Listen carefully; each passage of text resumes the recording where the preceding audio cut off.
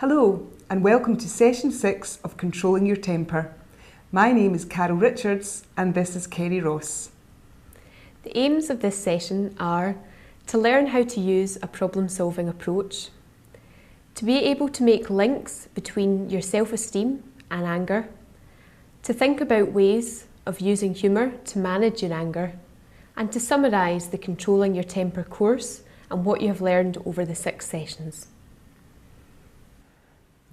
These are the 8 stages of problem solving. We will use Simon, who we introduced in previous sessions, to illustrate each stage. So our example Simon, he's a 50-year-old warehouse manager who recently received a complaint by one of his staff. His boss has told him to do something about his anger problem. In the past, when Simon's staff haven't been pulling their weight, he has shouted and threatened them to get results. So let's look at how Simon can use problem solving. Stage 1. My staff aren't pulling their weight at work. Stage 2. I'll get into trouble from the boss for not meeting the targets. I'll get angry at them and might do something I regret. I'll miss out on my annual bonus. Stage 3. I won't need to shout at them. I'll probably get my bonus and we'll meet our targets. Work won't be as stressful. Stage 4. Get angry and shout at the staff for results. Develop an incentive scheme to motivate my staff.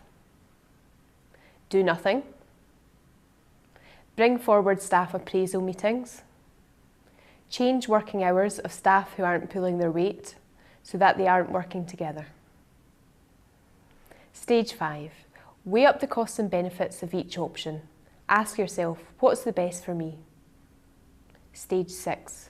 Simon can now come up with a specific plan which is time limited and realistic. This will increase the likelihood of him carrying it out. So what could Simon do? He might want to request a meeting with his boss to discuss an incentive scheme, if this is his preferred option. Or he may want to implement changes in the rota and communicate with his staff when this will come into effect. Stage 7. Stay relaxed and stick to the plan. Stage 8. Review how things have gone. What happened? What went well? What didn't go so well? Could I do something differently next time? It's important to be aware of the relationship between anger and self-esteem. Unhelpful interpretations can reinforce your anger and lower your self-esteem. For example, if someone treats you badly and you usually assume you're to blame, then your self-esteem will be reduced. And you may also find yourself becoming angrier with yourself over time. Similarly, if you are overly critical on yourself for becoming angry, this will also reduce your self-esteem. Now it's easy to see how this becomes a vicious circle.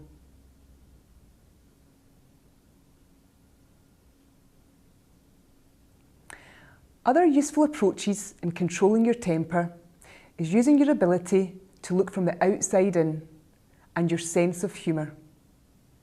Ask yourself how you may look to others when you are angry. How might you be coming across?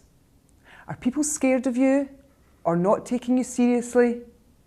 If we often get angry, people can switch off thinking, oh, here we go again. Can you laugh at yourself? Some characters are well known for being angry or grumpy, like the Angry Birds, Victor Meldrew, or the comedian Jack Dee.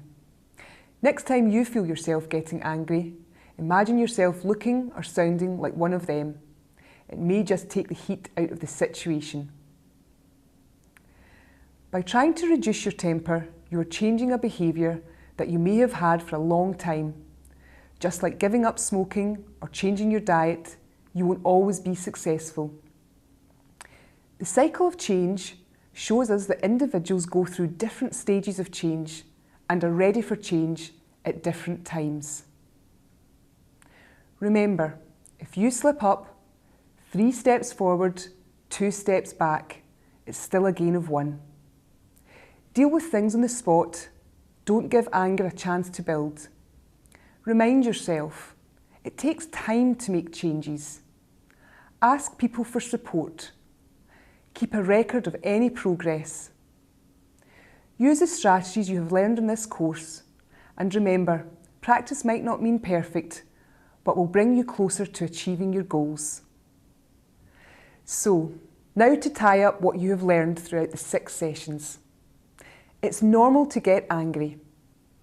Anger affects our thoughts, feelings, and behaviour. You can't be angry when you're relaxed. The way you interpret things will determine how angry you get. Interpretations can be challenged, but it takes time and practice. Watch out for shoulds, musts, and labelling. Do something about unhelpful behaviour. Watch what you drink, but most of all, believe in yourself. You can do it if you work hard. So that concludes our 6 sessions. We hope you've enjoyed this course. You can learn more about our service by visiting the website wellbeing-glasgow.org.uk or contacting us by telephone.